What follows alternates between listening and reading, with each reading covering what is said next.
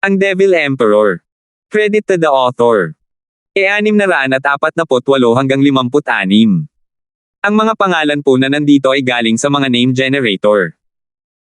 Kung meron man pagkakatulad sa mga pangalan ng tao o lugar at pangyayari, ito ay tunay na hindi sinasadya. Pinagsasama ng 4-element cycle array ang primal chaos at mga elemento, mahusay sa opensa at depensa. Kahit ang soul attack ng isang ethereal stage expert ay mapapawalang bisa lamang sa kapangyarihan ng cycle. Tunay na mistiko ito. Ang swerte ng Mystical Heaven Sect, na nasa Lower 3 Sect, na lumikha ng isang kahangahangang Porma Sion, hahaha. Puri ni Xander. Hinamak ni Moyan, maganda ang Porma Sion, pero ganoon din ang mga kinakailangan nito. Hindi basta-basta maaaring gamitin ito ng kahit sino. Dapat taglay ng pinuno ang pambihirang Primal Spirit Constitution. Si Rowan ay may katawan na metal element, ang babaeng nakapula ay may katawan na fire element, at ang nakaasul ay kahoy.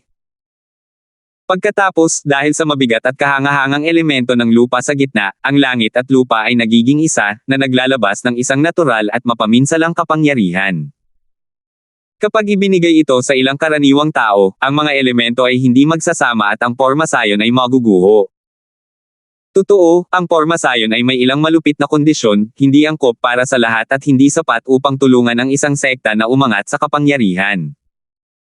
Gayunpaman, para sa apat na iyon, ito ay isang matalas na sandata na pinili nilang gamitin upang makapasok sa Double Dragon Manor. Tumango si Xander, saka itinuro si Clara, ibig mong sabihin, siya ang may elementong tubig.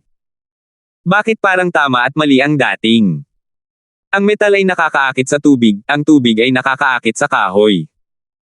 Ang katawan ng elementong tubig ay kayang makipag-ugnayan sa dalawang tao, kaya bakit siya ang mukhang sentro ng Porma Sion? Ang kapangyarihan ng lahat, kahit ang pinaikling kapangyarihan ng lupa, ay nakatuon sa kanya. Ngumisi si Moyan, kinutya si Xander, iyon lang ba ang kayang ibigay ng pinakamahusay na talento sa kanlurang lupain? Hindi mo ba nakikita?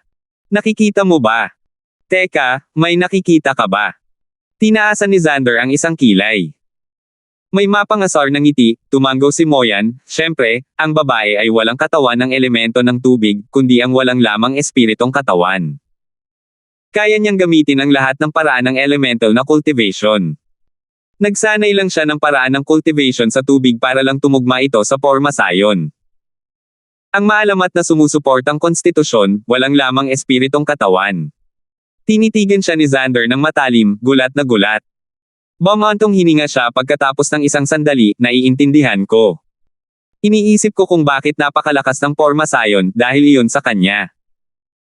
Gamit ang nababalitang empty spirit body, kaya niyang baguhin ang lahat ng uri ng iba't ibang uri ng enerhiya.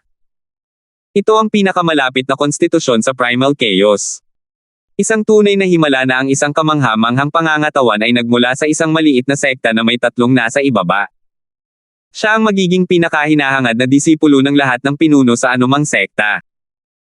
Tumango si Lazaro, pero ngumiti si Lazaro, hahaha, pambihira talaga ang pangangatawan, pero mahina pa rin. Para sa mga nag-iisang lobo na tulad natin, karaniwan lang siya gaya ng ibang tao. Kapag medyo lumakas na siya, saka natin titignan kung magiging mahusay siyang kalaban. Pero sa pamamagitan ng pagsali sa dual cultivation gamit ang ganoong katawan, ang iyong cultivation ay tataas ng husto. Nakatitig si Lazaro kay Lazaro, seryosong nagsasalita na parang kausap niya si Xander. Nakita niya ang misteryosong lalaking ito bilang isang taong karapat-dapat sa kanyang paggalang nang hindi niya namamalayan. Ngumisi si Lazaro, ang dual cultivation, ayon sa kahulugan, ay nagmumula sa dalawang bahagi, isa na hindi sa iyo at hindi kailanman magiging iyo. Masyado lang itong patag. Sa 10 langit na daw, walang umaasa sa dual cultivation. Sa sandaling gawin ito ng isa, nalalayo siya rito. Ang 10 makalangit na daos. Sabay na tanong ni Moyan at Xander. May misteryosong ngiti si Lazaro, masyado pang maaga ito para alalahanin mo. Sila ang 10 sinaunang emperador, kahit hindi mo pa sila naririnig, sigurado ako. Hahaha, ayos lang, dahil ang pinagtutuunan mo lang ng pansin ay ang lakas sa kasalukuyan. Ang mga humahabol sa dulo ng landas ay ako at siya. Kumislap ang mga mata ni Lazaro habang pinagmamasdan si Ethan, oo, siya. Sa buong kontinente, tayong dalawa lang ang nakakaalam ng lugar na iyon at pinagsisikapan natin itong gawin. Gulat na natigilan sina Moyan at Xander, hindi nila naintindihan ang sinabi niya. Ang tanging naramdaman lang nila ay kung gaano kalayo ang dalawa sa kanila. Samantala, natagpuan din ng Exalted Double Dragons ang kakaibang katangian Pormasayon, na naglagay ng ibang pangalan sa ilalim mismo ng pangalan ni Ethan, si Clara. Morris, ang dalaga ay walang elemento ng tubig kundi ang maalamat na empty spirit body. Seryoso ang kataas-taasang Randolph. Tumango ang Maringel na si Morris, ang walang lamang na katawan ng espirito, isang lalagyan ng lahat.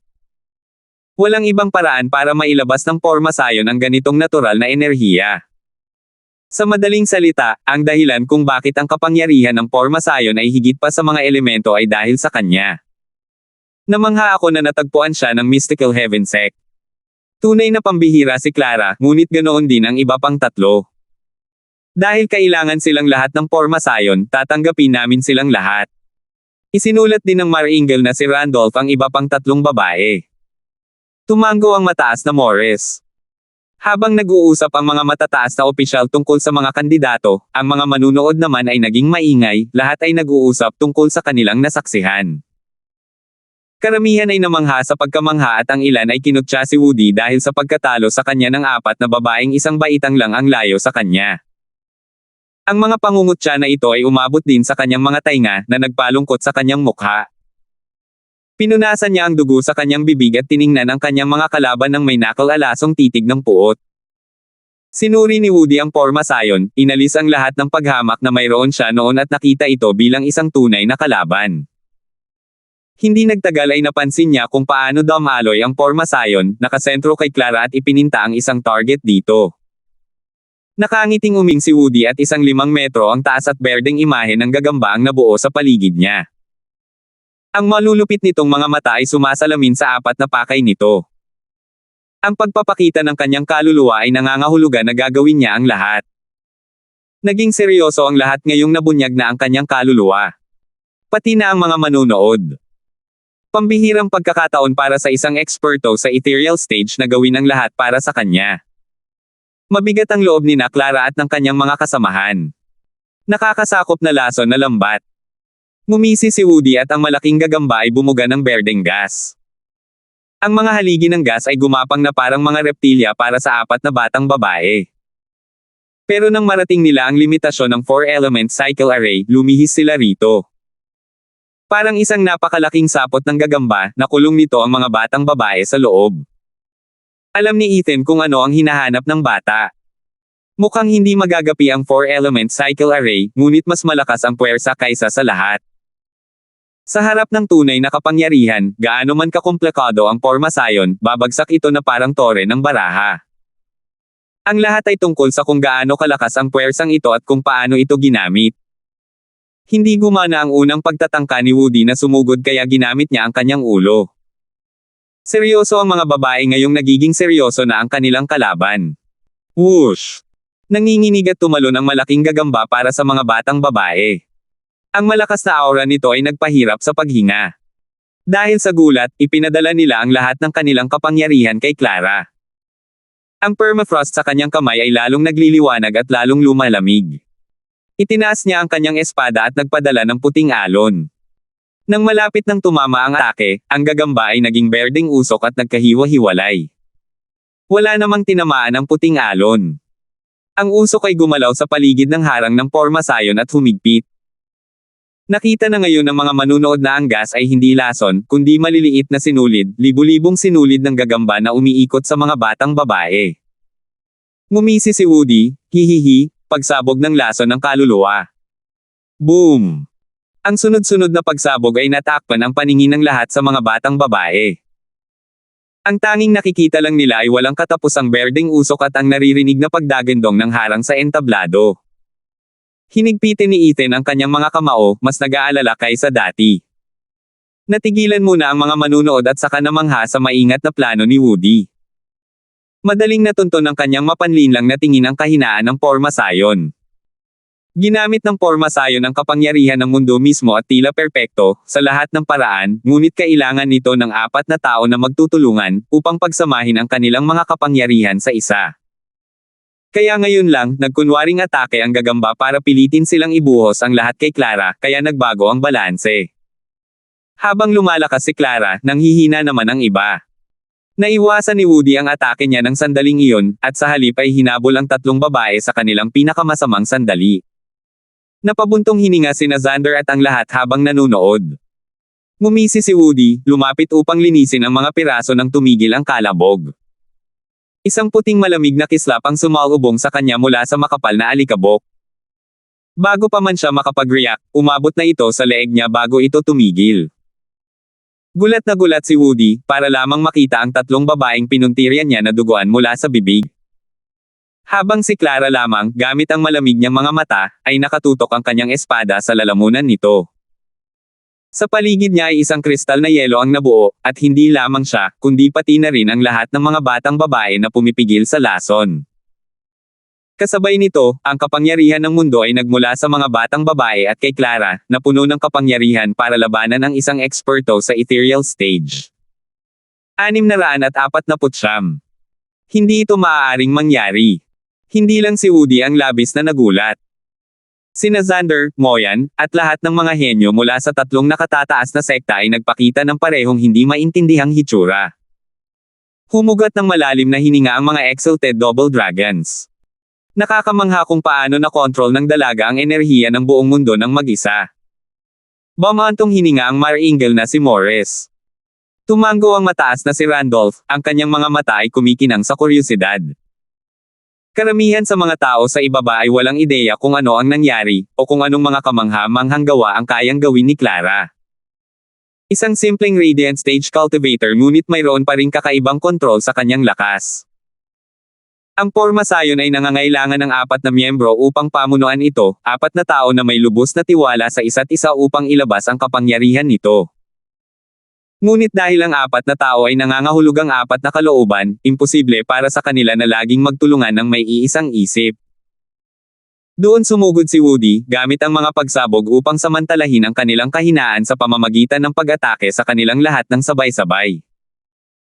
Kailangan niya ng isa sa kanila na makaramdam ng takot, pagkataranta, at hindi makipagtulungan sa iba, at ang lahat ay magwawakas. Iyan din ang katotohanan. Pinatunayan ito ng matinding sugat ni Rowan at ng 2 pa. Bumagsak na ang porma sayon ng sandaling sumabog ang mga bomba. Doon pumasok si Clara, inako ang lahat, ginamit ang kanyang walang lamang espiritong katawan upang kunin at ibigay ang kapangyarihang nais niya upang mapanatili ang porma sayon. Sa sandaling iyon, ang 3 batang babae ay walang ibang gamit kundi ang maging mga baterya, na nagbibigay kay Clara ng Yuan Chi. Isang gulat at mapurol na tingin ang ibinaling nila sa tuwid at maamong figure. Kailangan ng 4-element cycle array ng 4 para magamit, ngunit ngayon ay tila sapat na ang Clara. Napuno ng paghanga at panghihina ang 3 na parang may nagnakaw sa kanila. Tinitigan ng may puot ni Woody si Clara, ngunit nang mapansin niya ang walang katapusang pag-alagala ng makapangyarihang mundo, gumapang ang takot. Halimaw din ang babaeng ito. Paano nagkaroon ng isang taong katulad niya sa luntiang lupang gawa ng Diyos na ito? Nagngalit si Woody, sumulyap sa mga taong hindi mahusay itago ang mga pang-iinis, at nandilim ang kanyang puso. Ang malamig na talim ng talim ay humihinga pa rin sa kanyang leeg habang sinasabi ni Clara, "Natalo ka. Nasaktan mo ang aking kapatid, ngunit dahil kasama mo si Stuart Kinestone, pipigilan ko ang aking kamay na gawin din iyon." Sumulyap si Clara kay Ethan, na nagkataong mas nakakaakit ang mga ulap. Nagmumokmok siya na parang isang batang musmos, iniisip na nakakahiya ang katotohanang may babaeng nakatingala sa kanya. Gayunpaman, hamupa ang pag-aalala sa kanyang isipan. Sa wakas ay nanalo siya. Nagalit si Findyang, "Nilero tayo ng bulok na all, yun na yan. Tabla na tayo ngayon. Hay, mukhang wala sa atin ang swerte. 6 na ang nasa ethereal stage pero isa lang ang nakalaban ng mga broads na yon. Kung isa lang sana ang natitira, siguradong hindi sila mananalo. Ang pasensya ay isa ring sandata." Ngumiti si Ethan, hinihintay ni All, yun ang sandaling ito, isang sandali na halos walang chance ang magtagumpay. Kung 4 na eksperto sa ethereal stage ang mabubuo laban sa mga babae, mawawala ng saysay ang Porma Sion. Nasa ayos na ang lahat, kulang na lang ng swerte. Ngayong pumanig na sa kanya ang swerte, wala nang magagawa, hahaha. Sumulyap si Finliang sa kanya, nabigo lang ang panalo natin kaya bakit kakalmado lang tungkol dito. Alam ko na sa simula pa lang na wala kang balak manalo sa round na ito. Kung umakyat ka lang doon, na may 4 na puntos pa, hindi magiging mahalaga ang pagkatalo sa laban na ito. Ano ba ang mahalaga? Mayroon pa tayong laban ng koponan na tiyak na mananalo tayo. Naku, pakiusap, ang mga individual na laban, mga laban ng koponan, at pangkalahatang mga marka ay ginagantimpalaan ng iba. Mas lalong hindi mahalaga kung bakit. Sa pinakamasamang sitwasyon, magtatabla tayo sa mga individual na laban. Ayokong makipag-ugnayan sa kanila at hatiin ang gantimpala. Naku, reklamo at reklamo ni Finliang, hindi ko talaga kayang makita silang nananalo ng kahit ano. Medyo maliit lang. Napangiti si Ethan. Napansin ng hurado ang resulta sa entablado at sinabing, ang 4 na individual na laban ay mapupunta sa Mystical Heaven Sect. Lumakas ang ingay ng karamihan sa kinalabasan, at ang ilan ay hayagang nanunuya. Ito ba ang ethereal stage expert ang pinakamahina sa Demon Scheming Sect? Ang pinakamahina. Ang pinakamahina. Nanginginig ang buong mukha ni Woody sa galit, mahigpit ang pagkakahawak ng kanyang mga kamao. Binawi ni Clara ang espada sa deklarasyon ng hukom at hinayaan ang enerhiya ng mundo na kumalat. Hinampis ni Woody ang balikat ni Clara gamit ang isang palad sa kanya noon din. Dumura siya ng dugo nang tumilapon siya palayo dahil sa malakas na impact. Clara! Sigaw ni Rowan, habang nagmamadaling lumapit upang tulungan siya. Para lamang makita siyang pumuti na parang papel at nakakunot ang noo dahil sa sakit. Tumalon ang hukom sa harap ni Woody, hinaranggan ang pag-atake niya ulit, nako, ano sa tingin mo ang ginagawa mo? Naibigay ko na ang hatol. Hindi pa ako natatalo. Sigaw ni Woody. Nakatitig ang hukom, halata naman ang resulta, at ang pakikipaglaban pagkatapos niyan ay kamatayan na lamang ang magiging kapalit. Ano pa ang dapat ikagalit ng ganito? Sino ba ang hindi? Ang sigaw sa pagkakataong ito ay nagmula sa Demon Scheming Sect, at napalingon ang lahat at nakita ang madilim na mukha ni Ethan na papalapit. Nagising si Woody ng sandaling iyon at nanginginig ang buong katawan. Tinapik ni Ethan ang kanyang balikat at tumingin sa hurado at pagkatapos ay kay Clara, ang tunay na panalo ay napagpasyahan ng kamatayan. Hanggat may hininga pa sa katawan ng kalaban, maaari siyang makabawi. Kaya sa partikular na yugtong ito, maliban kung mapatay ito ng kabilang panig o mapatalsik siya sa hangganan, walang panalo. Elder, hindi ba't medyo nagmamadali ka sa hatol? Bueno. Walang ideya ang hukom kung paano sasagutin. Nagalit si Dana, hindi siya pinatay ni Sister Clara dahil sa iyo. Bakit pa sa tingin mo ay nakatayo pa rin siya? Para sa akin, sabi mo. Ako ay mula sa Demon Scheming Sect, ikaw ay mula sa Mystical Heaven Sect. Nang makapasok kami sa Double Dragon Manor, kami ay wala ng iba kundi mga mapait na kaaway. Kahit kaunting kahinaan ay papatayin ka, kasalanan mo, hindi ako. Sumanghel si Ethan at tumalikod habang hinihikayat si Woody na sumunod, nasa Double Dragon Manor tayo at sinusunod natin ang kanilang mga patakaran. Dahil ganoon ang naging hatol ng matanda sa laban, tatanggapin din natin ito. Pero sa susunod na mapatay sila dahil sa kanilang awa, huwag kang umiyak sa akin. Bastos. Galit na galit si Dana. Hinawakan ni Clara ang kamay niya at umiling. Isang huling ngiti ang ibinalik niya kay Ethan habang dumidilim ang kanyang mundo. Clara, Clara. Sigaw ni Rowan, nang makita ang itim na usok sa kanang balikat ni Clara, nako, nalason siya. Nanginginig, nakakuyom ang mga kamao ni Ethan, at nanlamig ang kanyang mga mata. Ngunit sandali lamang, habang siya ay muling umupo nang may parehong katahimikan. Nakahinga ng maluwag sa wakas ang laging kinakabahang si Woody.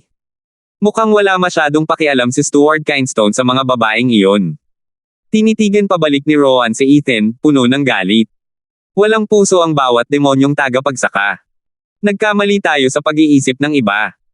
Hawak ang walang malay na katawan ni Clara, ang pangkat ng Mystical Heaven Sect ay napuno ng galit.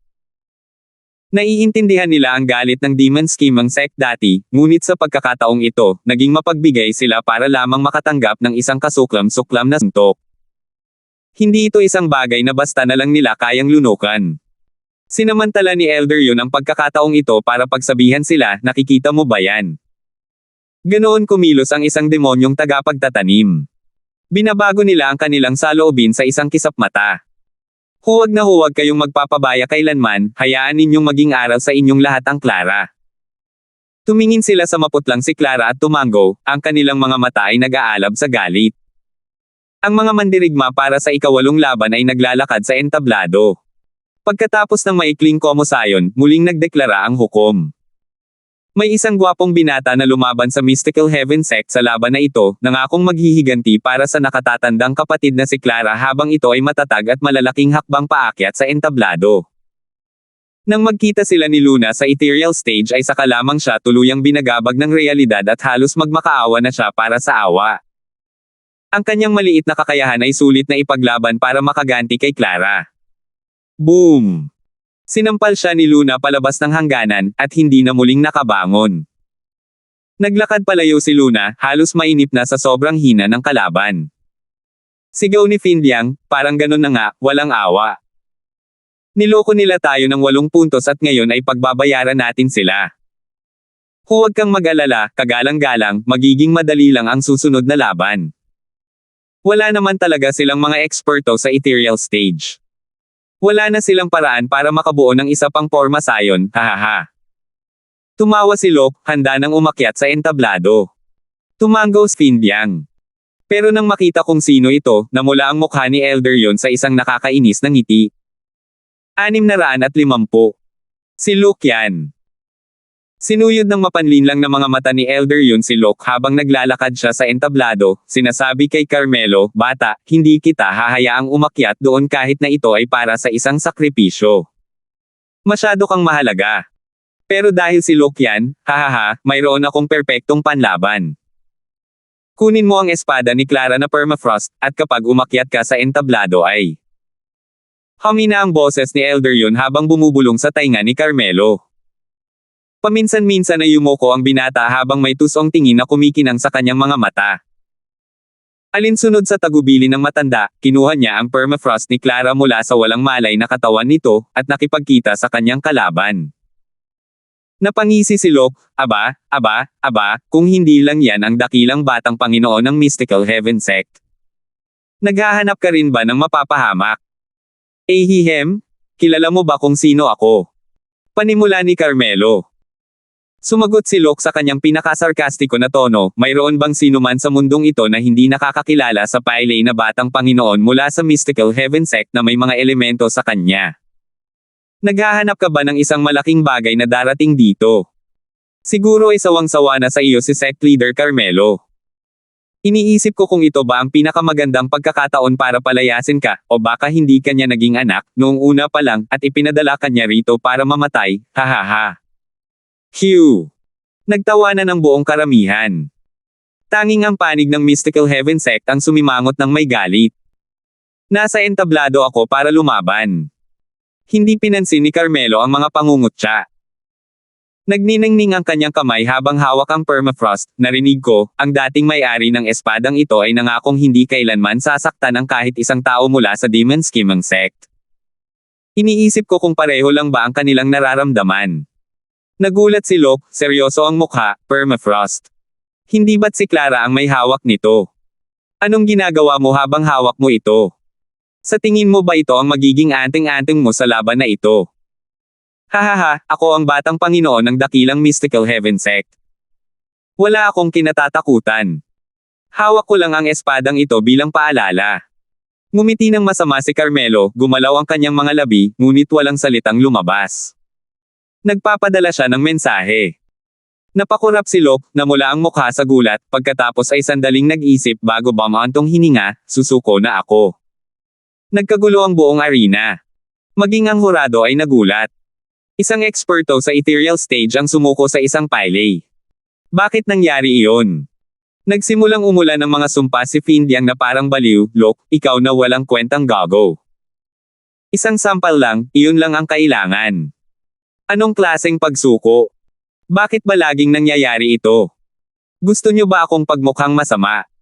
Tumingin ang grupo ng Demon Scheming Sect kay Locke, naghihintay ng paliwanag. Tanging si Ethan, na nakasaksi sa lahat, ang nakakaalam ng nangyari, ginawa ng Mystical Heaven Sect ang lahat ng paraan para harapin ang Demon Scheming Sect. Sigurado akong nakahanap sila ng paraan para baliin ang braso niya. Nagdilim ang mukha ni Locke habang paalis siya sa entablado, naiwan si Carmelo na may mapang asar ng ngiti at pagmamalaki sa pagkamit ng isang napakagandang tagumpay sa panalong ito. Kapatid, anong nangyari? Natatakot ako na baka saktan ka ng halimaw na iyon. Paano siya sumuko agad? Nagmamadaling tanong ni Rowan. Ngumiti si Carmelo ng bahagya, minamaliit ito, hindi ko masabi. Plano ito ni Elder yun at isang maliit na sekreto sa pagitan natin, hahaha. Tumawa ng malakas ang dalawa, dahilan para hindi na matuloy ang usapan ng mga babae. Yumuko si Locke habang naupo kasama ang kanyang mga kasamahan sa koponan, kahit na pinagtitinginan siya ng lahat ng mga tao. Hindi niya ito kailanman pinag-usapan, binigyan lang niya sila ng isang nakakainis na tingin. Maging ang kanyang anak na si Gary, ay nahihirapang maunawaan kung ano ang maaaring nag-udyok sa kanyang ama na gawin ito. Locke, pinagbayad mo ang buong sekta ng malaking halaga ng iyong pagkatalo. Dahil sa iyong pagkatalo, 4 na puntos na ang lamang natin ngayon. Natalo tayo sa bawat laban. Dapat ay mayroon kang magandang paliwanag, kung hindi ay papatayin kita ayon sa mga patakaran ng sekta. Sumulyap si Ethan. Napailing ang iba dahil sa banta. Ang galing mo magsalita simula nang simulan mo ang lahat ng gulo na ito. Kinuha ni Ethan ang token ni Wilson at isinabot ito, sa kapangyarihang ipinagkaloob sa akin ng pinuno ng sekta, ako, sa lahat ng layunin at layunin, ang pinuno ng sekta dito. Ano man ang desisyon ko, hindi papansinin ng sekta. Nakuha mo ba? Oo, ang galing mo, Ginoo. Bamantong hininga silang lahat, kahit ang mga kagalang-galang. Magaling, Locke, may kailangan kang ipaliwanag para maiwasang maulit ang ganitong aksidente. Kung sakaling may damikit sa bibig mo, mas madali mo nang ipadala sa akin ang paliwanag, itinuro ni Ethan ang tainga niya. Nagngalit ang mga ngipin ni Locke, ngunit dahil sa tiwala niya kay Ethan, pinili niyang bumulong sa tainga nito. Lumiwanag ang mukha ni Ethan, kaya pala. Mapapatawad na kayo. Ngayong tapos na ang usapin, wala na sa inyo ang magsasalita patungkol dito, o magsisimulang ipakalat ito pabalik sa sekta. Salamat, Stuart Kinestoney. Inilahad ni Locke ang kanyang kamay bilang pasasalamat. Ang iba ay lalong natigilan kaysa dati. Hindi napigilan ni Gary ang tanong na, Tay, anong nangyari? Ano ang nagtulak sa iyo na bumaba sa pwesto? Kahit na nandoon ka pa sa itaas, gagawin mo rin iyon. Nag-alangan si Locke. Sumanghal si Ethan, pagkatapos ay kinuha ang token, ano ang sinabi ko kanina lang. Sinusuway mo ba ang utos ng pinuno ng sekta? Hindi. Yumuko ang lahat ng may paggalang. Tumanggaw si Ethan, natuwa, habang si Locke ay naguguluhan. Sinigaw ng hurado ang hatol sa lahat ng laban, ang Mystical Heaven Sect ay may 8 puntos, ang Demon Scheming Sect ay may 4. Ang round na ito ay mapupunta sa Mystical Heaven Sect. Napasinghap ang mga tao, walang kakaalam kung ano ang mangyayari. Labag sa lahat ng Loika, ang Mystical Heaven Sect, ang mas mahina, ay mabilis na nakalusot sa Demon Scheming Sect. Nalito ang lahat. Ang pormasayo ng Mystical Heaven Sect ay isang mahusay na paraan ngunit hindi sapat upang baguhin ang sitwasyon kaya mas nakakagulat ang kinalabasan. Mayayabang ang mga disipulo ng Mystical Heaven Sect, habang malungkot naman ang panig ng Demon Scheming Sect. Susunod ay ang mga laban ng pangkat na gaganapin sa ibang lugar, panimula ng hurado. Yumuko at ngumiti si Elder yun, hahaha, Elder, kami, ang Mystical Heaven Sect, ay matatalo sa round na ito. Nanginig ang noo ni Ethan, at hindi niya ito sinulyapan. Si Owl, yun ay tuso, ayos lang. Dahil sa kumpiyansa sa tagumpay, isinakripisyo niya ang kanyang mga disipulo para sa puntos, lahat para lang mabaliktad ang sitwasyon. Ngayong nabawasan na ang kanyang mga puwersa, wala nang saysay ang pakikipaglaban, kaya tuluyan nang mawawala ang kanyang mga kalaban. Bihira lamang ang ganitong uri ng tiwala sa sarili niyang mga pagpipilian.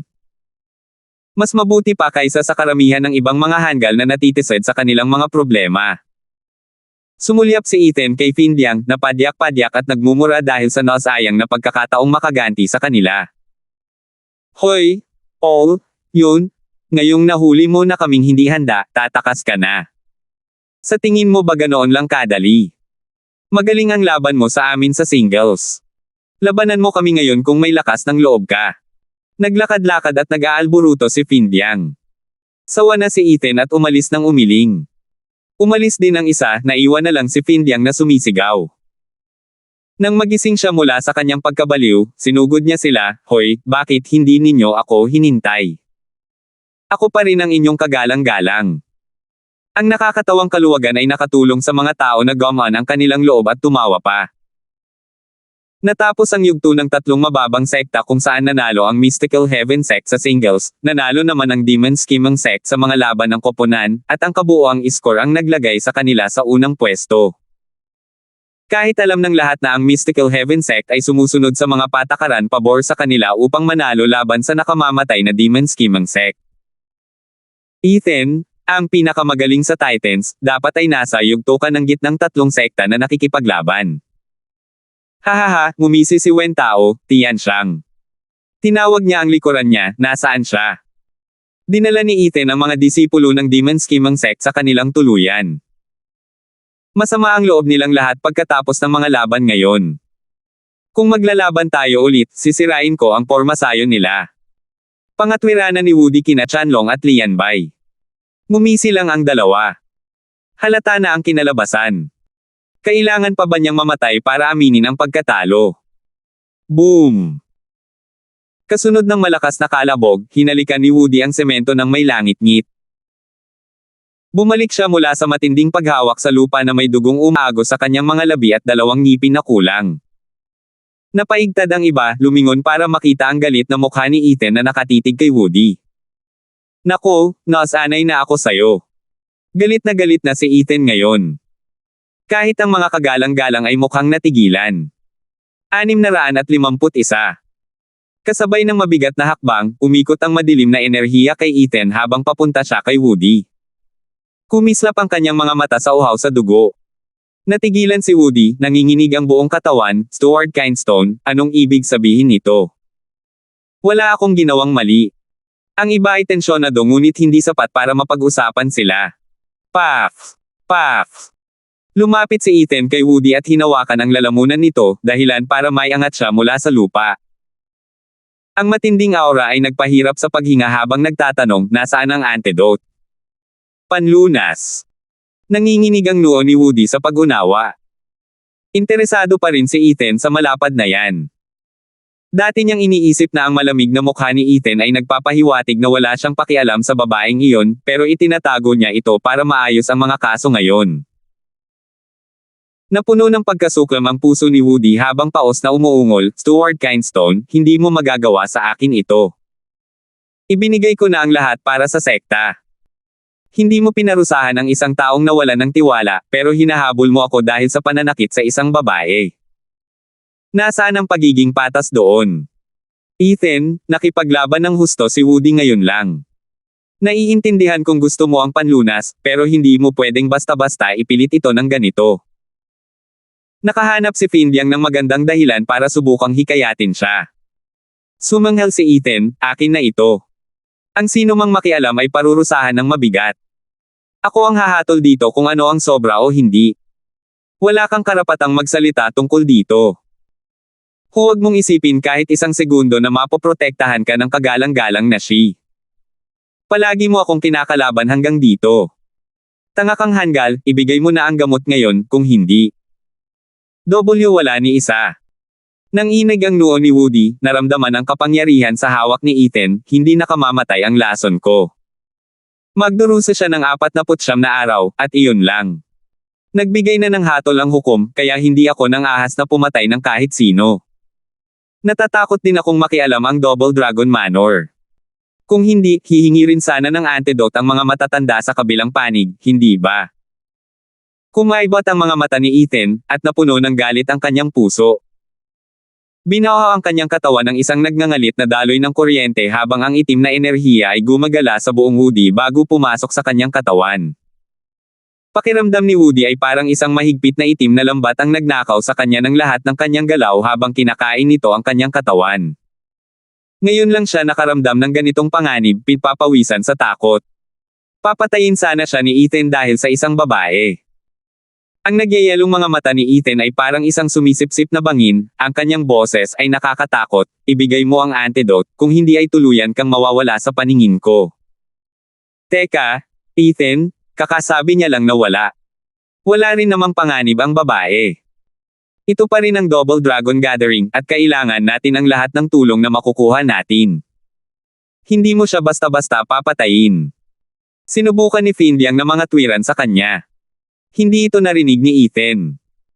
Ang itim na enerhiya ay lalong pumulupot kay Woody, ilang sandali na lang ay balot na siya ng ganap na kadiliman. Nagtataka na ang kagalang-galang ngunit hindi pa rin siya pinigilan. Hindi na napigilan ni Woody ang sarili at sumigaw, teka. May gamot na ako. Nagliwanag ang kamay ni Woody, at lumitaw ang isang maliit na bote. Nakanganga si Finliang at saka tumitig sa kanya.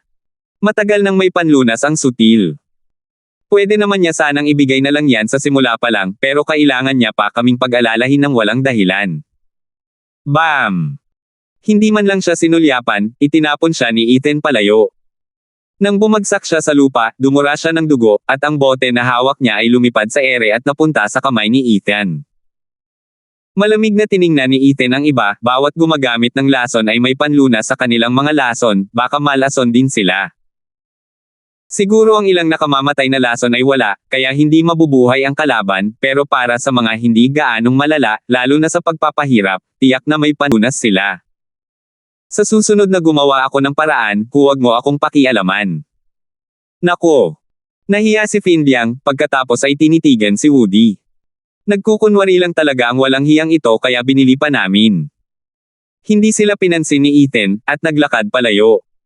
Ngunit ilang hakbang pa lamang ang nagagawa niya, huminto siyang muli, mukhang nalilito. Matagal nang hindi nagkita, Ethan. Isang pamilyar na figure ang nakatayo sa pintuan ng kanilang patio. Dumating si Troy Graham kasama ang dalawang batang babae, sina Sheena at Mandy. Napatingin ang mga batang babae kay Woody, na duguan sa lupa, hanggang sa madilim na ekspresyon ni Ethan at napabuntong hininga. Ngayon lang nila ito nakitang ganito kagalit. Halos walang pakialam si Troy, kitang-kita sa kanyang ngiti, simula nang nangyari kay Abby sa esoteric debate, ngayon lang kita nakitang ganito kawalang kontrol. Mukhang may progreso na ang Edifice Lord Chu, hahaha. Troy, bakit ka nandito? Kinakatawan mo rin ba ang Titans? Hindi naman. Kahit hindi mo ako napansin sa mga pwesto ng mga sekta, kitang-kita ko ang iyong arrogant at mapang-ipang sarili. Hahaha, hindi ka pa rin nagbabago kahit ilang taon na ang nakalipas. Tumalim ang tingin ni Troy. Ethan, naaalala mo ba ang dati kong layunin? Simula nang umalis ka sa Titans, naaalala ko rin. Isa na akong disipulo ngayon ng Sword God Sect, nakikipagkumpetensya sa gitnang tatlong sekta. Maghihintay ako. Kumunat ang noo ni Ethan at tumango pagkatapos ng ilang sandali. Hinawi niya ang manggas at inihagis ang bote, iwan na muna natin iyan sa ngayon at tulungan na lang natin ako dito. Sinalo ito ni Troy at humajejek, tulad ng dati, nag-iingat ako ng husto, huwag mong gagawin iyon ng mag-isa. Sige, ibibigay ko na ang gamot para sa inyo. Tumalikod si Troy at naglakad ng ilang hakbang bago tumingin pabalik sa mga babae, kumusta kung sumama kayong dalawa? Hindi pa ninyo nakikilala si Edifice Lord Chu, di ba? Sige, kung kilala ninyo ang inyong kalaban at ang inyong sarili, tiyak na mananalo kayo, hahaha. Nagpatuloy si Troy na may bahagyang ngiti habang ang mga batang babae ay kinakabahan. Nagtinginan sila, pagkatapos ay tumingin mula kay Ethan patungo sa disiplinadong si Woody, na duguan sa lupa. Nagliwanag ang kanilang mga mata at nagmamadaling sumunod. Hindi man lang nila binati si Ethan. Nagreklamo sandali si Ethan, pagkatapos ay umalis din. Nang wala na sila, unti-unting bumalik sa normal ang mabigat na pakiramdam. Bumantong hininga si Findyang at hindi napigil ang magmura, "Gago ka, ganoon ka ba kabulag para hindi makita kung gaano kahalaga si Ethan sa babaeng iyon? At sinaktan mo siya. Napakaswerte mo siguro at nakaligtas ka kay Ethan ng buo. Pero hindi ba't naghiwalay na sila? Hindi ba't pareho nilang sinabing gagawin nila ang lahat sa susunod nilang pagkikita?" Nagngalit si Woody. Bumantong hininga si Luke Kane, "Iba ang sinasabi nila, pero iba ang iniisip ng puso nila. Sa mundong ito, kapag may nakilalang babae ang isang lalaki, magkasangat ang sinasabi at nararamdaman nila. Maaaring sabihin nilang hindi sila magpipigil, pero sino ang magsasabi na mangyayari talaga iyon kapag nagkita silang muli? Hindi ka sinira ng babae dahil kay Stuart Kinestone. At muntik ka ng patayin ni Stuart Kinestone dahil sa kanya. Ito ay tinatawag na pagsasabi ng isang bagay at paggawa ng iba. Sa anumang kaso, muntik ka ng mamatay. Nako! Bakit ba sila nagkukunwari, at bakit ako ang papatalo sa kanilang panlilinlang? Galit na galit si Woody, "Kagalang-galang, sinunod ko lang ang payo mo, na maging malupit sa mga walang hiyang iyon. Hindi mo ako pinapagalitan. Ang tinutukoy ko lang ay ang iba at hindi ko tinukoy ang babaeng iyon. Maaari mo sanang naisip ito at naisip si Ethan." Kumakaway si Findyang sa lahat ng parte ng katawan niya habang sinusubukang makawala sa gulo, tama si Ethan sa huli. Matagal ka na niyang tiniis. Ni minsan ay hindi ka nagpakita ng kahit kaunting respeto rito. Lahat ng iba pa ay maaaring hindi niya napansin, pero sa pagkakataong ito, ikaw ang mas nasaktan sa kanya. Hindi mo ba nakita kung paano niya hinarap si Moyan? Naiintindihan mo na ang mangyayari sa iyo sa pagkakataong ito. Mas matagal na akong nandito kaysa sa iyo at alam ko. Sa mga bagay sa pagitan ng isang lalaki at isang babae, mas mabuting huwag kang makialam, dahil ganito ang kahihinatnan mo. Tinapos ni Findyang ang kanyang pagsaway, at sumunod si Luke Kane, na nagpagalit at nagpaiyak sa kanya. "Ano ba itong pinasok ko? Binugbog lang ako tapos ngayon parang tagalabas. At yung Ethan na yon, papatayin niya ang mga kasamahan niya dahil lang sa isang babae. Paano siya naging karapat-dapat na pamunuan tayo?" Pero pagkatapos ay lumingon siya sa paligid, at ang nakita lang niya ay mga mukhang nagsasabing naiintindihan na niya ang paparating. Galit na galit siya. "Naku naman, Ethan, maghintay ka lang. Hindi mo pa nakikita ang katapusan nito. Tandaan mo ang sinasabi ko." Nagngalit si Woody, ang kanyang mga mata ay nanlilisik habang nakatingin sa lahat ng tao sa paligid niya. Ang mga taong ito, na mga kakampi dahil wala ng ibang mas mainam na salita, ay mga alipores ni Ethan, itinuturing ang bawat isa sa kanyang mga salita bilang batas, kahit na binabaliwala ang kabutihan ng sekta. Hindi ito matanggap ng kanyang puso. Ang hinanakit na ito ay tiyak na magiging binhi ng kalamidad. 652. Clara, kumusta ang pakiramdam mo? Ang masikip na silid ay puno na ngayon ni Rowan at iba pa na nag-aalalang nakatingin kay Clara, na nakaupo nang nakakross ang mga paa sa kama. Ang lumulutang na mapusyaw na berdeng bakas mula sa kanyang katawan ay nagpang-inig sa kanyang katawan at nagpakunot ng kanyang mukha sa sakit. Nagngalit si Carmelo habang nagmumura, ang mga nakakasuklam na demonyong cultivator na iyon ay gumamit pa ng palihim na pag-atake, at napakalakas pa. Hindi nga natin alam kung magiging maayos pa si Ate Clara. Ang dami niyang ininom na tableta at antidote, pero wala ni isa sa mga iyon ang gumana, galit na sigaw ni Dana. Tumango ang lahat na may bahid ng pag-aalala. Kumaway lang si Elder yon, kalmado ang boses. "Ayos lang. Hindi niyo kailangang mag-asaran." Sinuri ko si Clara at nalaman kong hindi naman nanganganib ang buhay niya. Ito ang Double Dragon Manor. Paanong may makakapatay ng basta-basta? Pero sa mga panahong ito, si Clara ay magdurusa at masasaktan. "Humph! Sampin mo ang mga demonyong cultivator na yan, pinagdudusahan mo ng husto ang nakababatang kapatid na si Clara. Hindi ko ito makakalimutan." Nagngalit si Carmelo. Galit na galit din ang iba.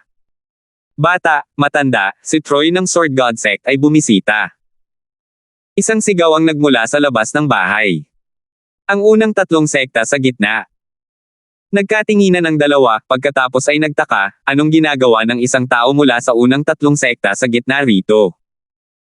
Habang nagtataka sila, iminulat ni Clara na nasasaktan ang kanyang mga mata. Bahagyang ngumiti siya habang sinasabing, papasukin mo siya.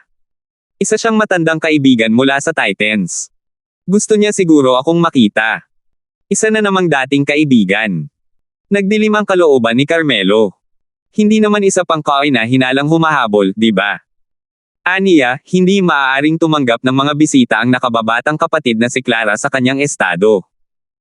Mas mabuti kung hindi mo siya makita. Teka, batang Panginoon. Si Elder yun ang unang nagsalita, at nagpayo, maaaring paalisan ang isang simpleng kakilala ni Clara, ngunit kasama niya ang Sword God Sect. Hindi natin sila maaaring baliwalain. Mas mabuting tanggapin pa rin natin siya. Naina si Carmelo sa ideya ni Elder yun ngunit tumango lamang siya, kahit na ang kanyang isipan ay balisa. Dinala ni Troy sina Sheena at Mandy. Pagkatapos batiin si Elder yun, napansin niya si Clara na pawisan at namumutla. Ikinuyom niya ang kanyang mga kamay, Edifice Lord Chu, matagal na panahon na. Maayos ka ba? Tama na ang mga kalokohan mo. Hindi mo ba nakikitang masama ang pakiramdam niya? Umikot ang mga mata ni Dana habang nagrereklamo. Natahimik ang iba. Sinabi niya lang yan ng padaan-daan, pero ang bilis mo namang menas. Tinapik ni Clara ang kanyang balikat. Tumawa si Troy at muling yumoko, patawarin mo ako sa aking kagaspangan. Panginoong Chu, nasaksihan ko kung paano ka nalason, at nagdala ako ng isang lihim na panlunas mula sa aking sekta na dapat magpawi ng sakit. Iniabot ni Trent ang maliit na bote. Nagliwanag ang mga mata ni Clara at tumango, salamat sa iyong kabaitan, batang Panginoon Graham. Pakiusap, iisa lang ang ating tinubo ang bayan. Hindi na kailangan yan. Ngumiti si Troy at iniabot ito. Ibinigay ito ni Rowan kay Clara na nanginginig pa rin sa sakit. Bata Panginoong Graham, nakainom na ng maraming tableta si Clara, ngunit wala ni isa ang nakatulong. Maaari kayang ito. Magtatagumpay iyan. Ngumiti si Troy nang may pananalig. Ngumiti rin si Clara, naniniwala rin ako. Binuksan niya ang vial at ininom ang tableta. Nanatili siyang nakakross ang mga paa, tahimik na nagmumuni-muni. Ang iba ay nakatin pa rin sa kanya ng may kaba, ngunit pagkatapos ng 15 minuto, isang mahiwagang bagay ang nangyari. Tumigil ang panginginig ni Clara. Namula ang kanyang mukha, at ang berdeng enerhiya sa paligid niya ay unti-unting naglaho. Bata Panginoong Graham, ang galing ng gamot mo. Talagang epektibo ito. Nagliwanag ang mga mata ni Dana. Ngumiti lang si Troy bilang tugon, habang sina Carmelo at Elder yun ay namangha sa kapangyarihan ng gitnang tatlong sekta. Hindi ko alam kung ano ang lason na iyon, pero napakadali lang itong naalis. Isa ba itong pangkalahatang panlunas, nagtataka ako. Hindi nagtagal ay isiniwalat ni Clara ang sagot. Iminulat niya ang kanyang mga mata at ngumiti, hahaha, ganoon pa rin siya, ayaw talagang umangkin ng kahit ano. Alam mo, syempre, ang ganitong espesyal na panlunas ay maaari lamang manggaling sa mismong naglalasan. Napuno ng kaligayahan si Clara. Nagtatakang tanong ni Rowan, Clara, sabi mo ang antidote ay pag-aari ng naglalasan. Ibig sabihin ba niyan ay si Woody ng Demon Scheming Sect? Oo, kanya yan. Pero sigurado akong hindi niya gustong ibigay yun. Nagsalita si Troy na parang alam na alam niya ang lahat. Ngumiti si Troy at tumango, Edifice Lord Chu, parang ikaw siya para kilalanin siya ng husto. Nang papunta ako para makita siya, binubugbog niya ang lalaki para pilitin itong magbigay ng antidote. Pero alam mo ang estilo niya. Hindi niya kailanman aaminin na gagawa siya ng ganoong kabait na gawain. Pati na rin ang katigasan ng ulo niya gayang dati sa likod ng malamig na mukha niya. Nakita ko na siyang gawin yun ng napakaraming beses sa esoteric debate, nagtataka ang tingin ni Clara, inaalala ang mga masasayang alaala. Mas lalong naguluhan ang mga babae. Nagtanong si Dana, nakatatanda, hindi mo naman siguro sinasabing si Ethan ang nagbigay sa iyo ng lunas, di ba? Pinagalitan ka pa nga niya sa entablado para maging mas malupit at kalimutan ang nakaraan. At, ginawa lang niya iyon dahil naawa siya sa akin, ayaw niya akong malagay muli sa panganib. Sa katunayan, natuwa akong marinig siyang sabihin iyon. Tungkol naman sa kanyang pagiging malamig, hahaha, lagi na lang siyang ganito. Hindi ito ikinabahala ni Clara. Hindi nakapagsalita ang mga batang babae. Ano nga ba ang meron sa kanilang dalawa? Parang mas nagiging komplikado lang ito sa bawat araw. Labis ang puot ni Carmelo noon. Sa kanya na naman nanggaling ang panlunas. Tiyak na ititigil niya sana ito kung alam niya. Hinding-hindi niya hahayaang mag-ugnayan ang dalawa kahit na ang ibig sabihin nito ay masaktan ang Sword God Sect. Tumango si Troy at bumantong hininga, Oedipus Lord Chu, nagbago ka na sa paglipas ng mga taon. Dati ay napakalakas at napakatigas mo. Minsan, matatakot ka sa arrogant at makapangyarihang Ethan na iyon na hindi mo na siya makikita kailanman. Talaga. Mukhang interesado si Dana kay Clara, ngunit pinitik niya ang ilong ng dalaga, binigyan ito ng malalim na tingin, at umiwas din ang dalaga. Bumantong hininga si Clara, dati gusto ko ng paliwanag mula sa kanya kahit ano pa ang mangyari, pero nang makita ko kung gaano kalayo ang narating niya para kay Abby, alam ko na. May sarili siyang landas ang lalaking ito, at dapat ko siyang hayaang tahakin ito. Abby. Nagising si Clara sa boses at tumingin kay Mandy, kilala mo ba si Abby? Kung gayon, hindi ka rin mga disipulo ng Sword God Sect. Ngumiti si Troy, hayaan mong ipakilala kita. Siya ang prinsesa ni Titans na si Mandy, at ito ang banal na dalaga ni Titans na si Sheena. Pareho silang pangunahing karibal ni Lord Chu sa Oedipus. Dapat kang mag-ingat. Natigilan sina Mandy at Sheena. Ngumiti lang si Clara kay Troy, sino ang mag-aakala na ang dakilang panatiko sa martial arts noong unang panahon ay magbibiro. Pagkatapos ay tumingin siya ng malalim kay Sheena, ikaw si Sheena. Sinabi ng PNE Overseer sa kanyang mga mensahe na ipinahayag ni Ethan sa harap ng lahat na gusto kanya. Masasabi kong, sa iyong purong hitsura, talagang may kapansin-pansin kang pagkakahawig kay Abby. Hindi, pakiusap huwag mong sabihin iyan. Natarante si Sheena, namumula ang mukha. Pagkatapos ay mahina niyang sinabi, isa lamang akong piyon niya. Wala naman talagang nangyari. Isang payon. Nagkatinginan ang mga babae, at baka sa kanilang mga mukha ang galit. Para tretuhin ang isang napakabait na babae bilang payon, ang Ethan na yan ay isang malamig na bastos. Ginamit ni Carmelo ang pagkakataong ito para maghagis ng dumi, narinig mo ba? Ang demonyong iyon ay puro linlangan lang ang alam ng kasuklam-suklam na demonyo. Clara, dapat mong makita kung sino talaga siya at huwag maniwala sa mga kasinungalingan niya. Siya ang unang nagpasakit sa iyo at ngayon ay nagpadala ng isang tao na may dalang antidote. Malinaw na gusto kanyang mapatay. Huwag mo siyang hayaan. Mas kilala ko siya kaysa sa iyo. Ngumisi si Clara, malamig ang ngiti, isa pa, basta't ligtas siya, wala akong pakialam kung maging payon niya ako. Ang kinatatakutan ko ay iiwan niya ako nang hindi man lang nakakahanap ng silbi para sa akin. Gulat na pinagmasdan ng mga babae si Clara. Gustong maging payo ng isang tao ang mayabang na reyna ng yelo, habang buhay na nasa tabi niya. Ito pa rin ba ang dating malamig at determinadong kagandahan? Habang umiiling si Elder yon, si Carmelo ay nagalit ng husto dahil dito. Ang kawawang dalaga ay naging biktima ng isang kasuklam-suklam na demonyong tagapagsaka. 653. Clara, gumising ka. Nabihag ka ng demonyong iyon. Niyugyug ni Rowan si Clara at sinigawan ito. Umiling si Clara, nakatatanda kong kapatid, kinuha ako, pero iyon ay dahil gusto kong. Kalokohan. Paano magiging lohikal na hayaan ang iyong sarili na malito? Hindi ito pinaniwalaan ni Rowan.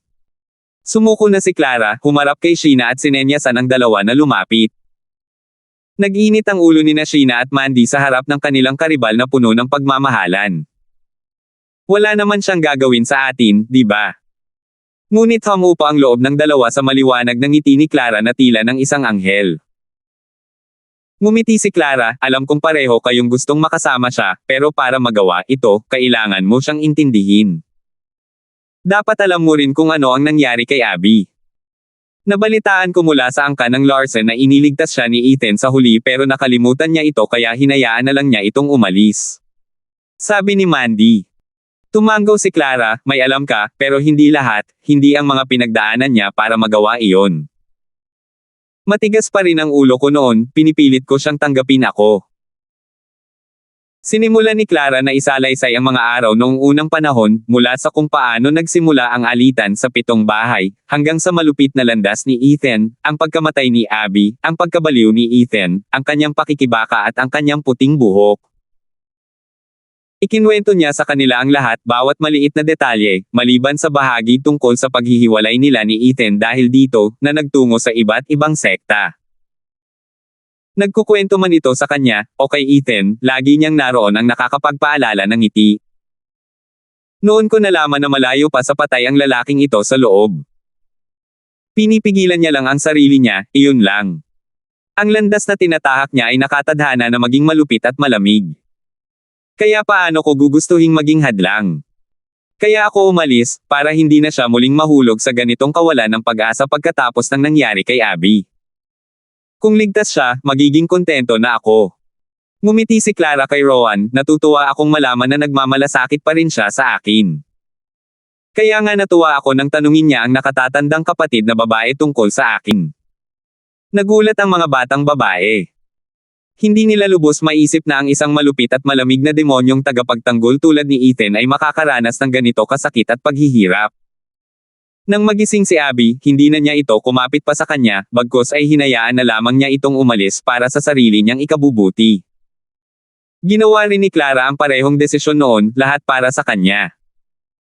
Naramdaman nilang lahat na kahit sa magkaibang landas, matuwid man o malademonyo, magkapareho pa rin sila. Para sa kanila, walang kahulugan ang mga pangkat na ito, lalo na noong lubos na silang magkakilala. Agad na nagkaroon ng pagnanais ang mga babae na maging matchmaker. Nahihiya at napayuko sina Sheena at Mandy, nakita kung gaano kaliit ang pagkakakilala nila kay Ethan kumpara kay Clara. Anong karapatan nila para makasama siya? Matagal nang tahimik na nagngangalit ang mga ngipin ni Carmelo. Napakaraming malalalim na alaala ang kanilang dalawa. Imposibleng makalimutan niya ang couple na iyon. Kaya ano pa ang masasabi tungkol sa kanyang mga pagkakataon? Naiintindihan ko. Kaya nga hindi ko makapit sa kanya si Oedipus Lord Chu dahil lubos mo siyang pinagkakatiwalaan. Bumantong hininga si Troy, pero kung titingnan mo, palagi siyang may problema. Alin ang mas mahalaga, ang landas ng demonyo o ang pag-ibig? Ito na ang kanyang huling pagsubok. Umaasa na lang ako na mabilis niya itong malalampasan at lalakas pa. Sa ganoong paraan, masusundan ko rin ang aking layunin sa pamamagitan ng pagsunod sa kanya magpakailanman. Nagtaas ng kilay ang mga babae. May pagka-bromance yan. Napansin ni Troy ang kanilang kakaibang mga tingin at naguluhan. Ano, may nasabi ba akong mali? Sa labas ng patio ng Mystical Heaven Sect, sa isang liblib na sulok, nakatayo ang isang matangkad na lalaki, si Ethan. Simula nang pumasok si Troy, 6 na oras na siyang nakatayo rito. Gusto lang niyang makita itong lumabas, para patunayan na ayos lang si Clara. Swoosh! May biglang sumulpot sa likuran niya at sinabi sa pamilyar na tono, na nagkakalat ng matapang na amoy ng alak, hahaha, hindi mo naman siya pwedeng pakawalan, di ba? Lumingon si Ethan at nakita ang lasing na si Septimus na nakangiti sa kanya. Senior, kumusta ka pa rin dito? Tanong ni Ethan. Sabi ni Septimus, hihihi, sabi ko na nga ba sa iyo, walang lugar na makakahadlang sa akin sa mga lupaing ito. Maaari akong pumunta kahit saan ko gusto.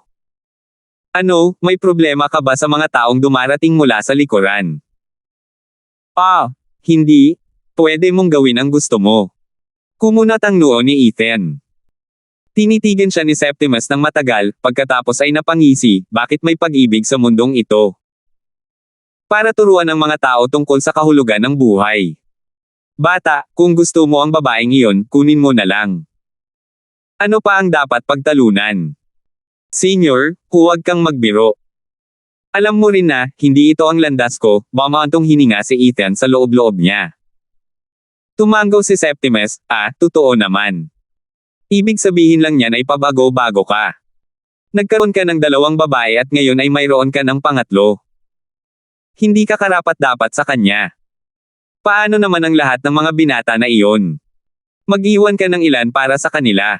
Senior, huwag kang magbiro. Alam mo ang ibig kong sabihin. Muling kumunot ang mukha ni Ethan at bumantong hininga, naglalakad ako sa malademonyo na landas, isang patay na daan na puno ng kalupitan at walang emosyon. Paano ko hahayaang dalhin ako ng emosyon? Kung gagawin ko iyon, masasaktan ako at lalo na siya. Kaya bakit pa ako mag-aabala? Ang nakaraan ay isang buhay na patunay niyan. Tinitigan siya ni Septimus ng matagal saka sinabing, kung gayon, ano ang dahilan ng pagtayo mo rito? Dahil patay na patay ka sa loob-loob mo, patayin mo ang lahat ng emosyon mo. Ang pagtayo rito, pagmanman sa bintana ng isang babae, ay walang saysay para sa inyong dalawa. Tama si Senior, pero pagkatapos ng lahat ng nangyari, hindi ko na kayang bitawan pa. Bumantong hininga si Ethan, wala akong utang na loob sa kahit kanino, may iba lang akong utang sa akin. Sa sandaling may utang ako sa isang tao, napakahirap na mabayaran ito. Ngumisi si Septimus, hihihi, isang kwento. Mahilig lang talaga ako sa mga kwento. Halika rito at magkwento ka sa akin. Baka matulungan kitang malutas ang problema mo. Sige. Ang swerte ko na may nag-aalaga sa akin bilang senior. Sinimulan ni Ethan na isalaysay ang mga alitan sa 7 bahay, ang esoteric debate, sa bawat detalye. Ang pagliligtas kay Abby ang problema ko. Wala siyang kinalaman doon. Sa huli, napilitan siyang pumunta sa Mystical Heaven Sect para mailigtas ko si Abby. Hindi ko rin alam kung anong mga kondisyon ang kailangan niyang tanggapin. Hindi ko lang alam kung kailan ko maibabalik ang pabor. Kung hindi, hindi ko kailanman mararanasan ang kapayapaan habang nabubuhay ako. Umiling si Ethan. Naging seryoso rin si Septimus, kakaibang babae talaga. Para mailigtas ang kaibigan mo, nakulong niya ang sarili niya. Ngayon naiintindihan ko na kung bakit mo itinuring ang pag-atake ni Woody na parang inatake niya ang mga kaibigan mo. Malaking utang na loob ito. Ang tanging paraan para makita kung mabawi ito ay kung ibibigay mo ang iyong puso at kaluluwa para sa kanya. Hoy, Senior, isa akong demonic cultivator dito. Oo nga, oo, isang patay at malupit na landas, walang anuman. Casual na sabi ni Septimus, saka seryosong lumingon, bata, maaaring hindi ako isang demonyong tagapagtatanim at hindi ko naiintindihan ang iyong landas, ngunit lahat ng landas ay patungo sa katotohanan, ang Tao. Alam ko iyon, kahit papaano. Kahit sa walang emosyon at malupit na landas, kailangan mo munang maramdaman bago mo mapigilan ang iyong emosyon. Paano mo pa maaalis ang isang bagay na wala naman talaga noon? Tulad naming mga matuwid na tagapagsaka na naghahangad ng hustisya, nasaan ang hustisya kung hindi dahil sa kasamaan? Paano mo malalaman ang hustisya kung hindi mo nauunawaan ang kasamaan? Narito ang isang halimbawa. Ang Universal Rights Sect na iyon, mahilig lang silang mang-aral ng hustisya sa kaliwa't kanan, ngunit ilan sa palagay mo ang nakakaalam kung ano ang ibig sabihin nito? Nilalabanan ba ng hustisya ang ilang mga demonyong tagapagsaka? Hindi pa iyon nakakapagpaliwanag. Nagmuni-muni si Ethan, napansin ang karunungan ngunit hindi pa rin niya lubos na nauunawaan ang malalim na kahulugan nito. Tila may makapal na saplot na tumatakip sa kanyang paningin na hindi kailanman naaalis. Bata. Bumantong hininga si Septimus, ang dami mong babae sa paligid mo, pero yung babaeng yun lang ang medyo espesyal. Akala ko seryoso ka sa kanya, pero pagkatapos kong marinig ang kwento mo, nagdalawang isip ako. Nakokonsensya ka ba sa kanya, o pag-ibig ba talaga? Kumunot ang noo ni Ethan at umiling, hindi ko alam. Hahaha, inosente ka pa rin. Umiling si Septimus, kung gayon, hayaan mong turuan ka ng matandang ito. Ipikit mo ang iyong mga mata at alalahanin ang perpektong sandali ng kaligayahan at kaligayahan. Ginawa ito ni Ethan at nerelax, payapa ang kanyang isipan. Sa agos ng mga alaala, dalawa lamang ang kanyang natagpuan na akma sa tanong ng matanda. Mayroon akong dalawang mapayapang alaala. Ang isa ay nasa All-Beast Mountain Range, kasama sina Abby at Trent. Hahaha, kaligayahan ng 3 tao. Umiling si Septimus, pero wala silang iba kundi ang mga mahal mong kaibigan. Hindi yun ang iisang tao. Walang tinatawag na kaligayahan sa pagitan ng 3 tao. Ang isa ay laging nakakahanap ng sarili niyang third wheel. Hahaha. At nariyan pa ang isa pa, sa isang sirang bahay. Ilan? Tanong ni Septimus. 2. Lalaki. Babae. Babae. Sino siya? Sigaw ni Septimus ngayon. Nagmulat si Ethan ng kanyang mga mata at naging seryoso ang kanyang mukha. Tumawa si Septimus, nasa puso mo yan. Kung ito man ang babaeng yun o hindi, tanging puso mo lang ang nakakaalam, hahaha. Wala na si Septimus sa huling tawa na iyon, naiwan si Ethan na nag-iisa at bumaantong hininga. Ano ang dapat kong gawin? 654. 3 araw, ganoon katagal nakakulong si Ethan sa kanyang kwarto, nakapatong ang isang paa sa kabila at hindi gumagalaw ang kahit isang kalamnan. Ganito na siya simula nang makita niya si Troy na lumalabas mula sa patio na iyon, ipinapakita nito na epektibo ang panlunas at gumaling na si Clara.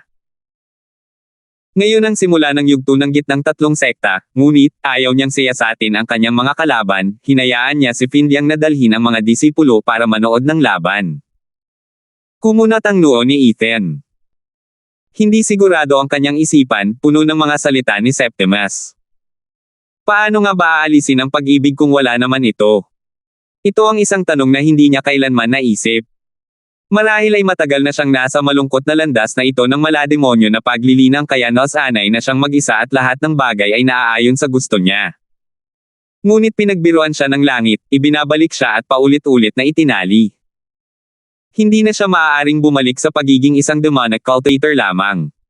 Paraan ba ito ng langit para kutsain siya, o baka isang pagsubok? Siguro tama si Bradley yun. Ito na ang pagkakataon ko para simulan muli ang malademonyo kong landas. Masyado lang talagang kakaiba ang landas na ito kaya hindi niya alam kung paano tatahakin. Hindi tulad ng maangin at malademonyo na landas na tinahak niya noong nakaraan, hindi niya alam kung ang bagong landas na ito ang magdadala sa kanya sa tugatog ng daw. Ano na lang ang gagawin ko? Binibigyang diin ng malademonyo na paglilinang ang isang patay na puso. Kapag sumibol na ang mga emosyon, hihilahin siya pabalik ng mga ito. Ngunit paano nga ba aalisin ang mga ito kung hindi pa niya nararanasan ang mga ito? Ang gulo naman nito. Kung isasagawa ng isang tao ang mga emosyong iyon upang sanayin sa landas ng demonyo, mananatiling dalisay ba ang mga emosyong ito?